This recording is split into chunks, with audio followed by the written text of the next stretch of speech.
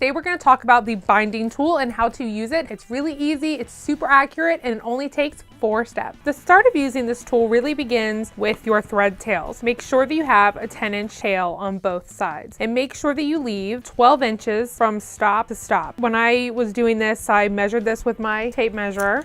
12 inches, and the tails, like I said, are 10 inches. So now bring your ruler and line it up with the end of with the last stitch like this, and bring it over. And I've already done it, but you're gonna mark a line to line up with the little line on the ruler. Then I'm gonna open this up and extend the line like so.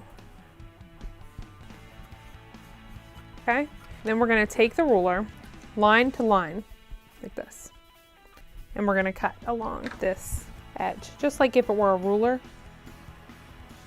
Okay, and then get rid of your dog ears. And there we go.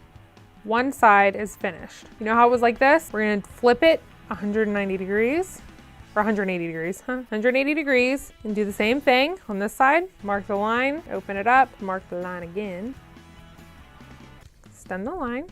This time, the only difference is before you had it like this, right? Line to line. This time, we're gonna slide it down and start at the top of this line and cut downward. Let me flatten this out as much as possible. Starting with my flat edge right here. So like this looks kind of like a square. And we're gonna cut down. So now we have these 2 points, right? Line them up like such. 1/4 inch seam along here. So this is with it sewn using a 1/4 inch seam. Perfect, lays flat. All you have to do now is pin it, sew down the edges, and you finally have perfectly fitted binding.